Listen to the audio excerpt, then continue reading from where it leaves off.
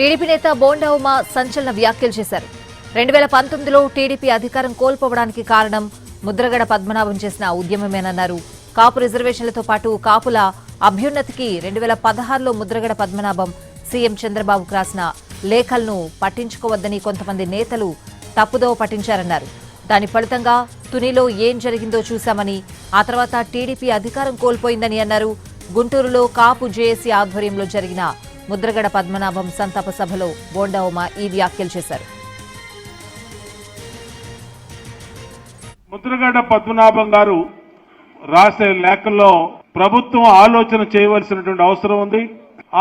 ఆలోచన చేసి సాధ్యాసాధ్యాలకు ఒక కమిటీ వేసి ఆ సాధ్యాసాధ్యాల పైన ఆయనతో చర్చించి డైరెక్ట్ గా ఆయన్ని పిలిస్తే బాగుంటుందని ఆ రోజున అధిష్టానానికి తెలియజేయటం కూడా జరిగింది. కానీ కొంతమంది మన నాయకులే పద్మనాభం గారు ఆయన ప్రయోజనాల కోసం చేస్తా ఉన్నారు, ఆయనకేమీ అంత పట్టు లేదు కమ్యూనిటీలో అని చెప్పి ఆయన్ని ఇగ్నోర్ చేయమని చెప్పారు.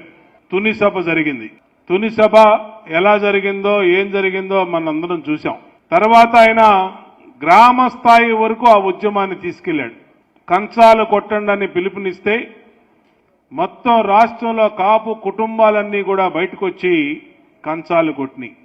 అలాగే నిరసనల ద్వారా, శాంతియుత నిరసనల ద్వారా కాపు హక్కుల కోసం పోరాడండి ఆయన పిలుపునిస్తే అన్ని చోట్ల కూడా ఆయన పిలుపు మేరకు రాష్ట్రంలో కాపు కుటుంబాలన్నీ కూడా బయటకు వచ్చి శాంతియుత నిరాహార దీక్షలు, నిరసన దీక్షలు కూర్చున్నారు.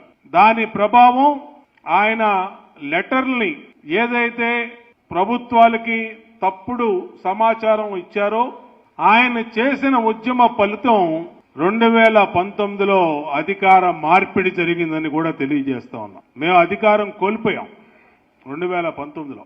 ఆ 2019లో మేము అధికారం కోల్పోవటానికి ముఖ్యమైన కారణం ముద్రగడ్డ పద్మనాభం గారి ఉద్యమం అని కూడా తెలియజేస్తా ఉన్నాం.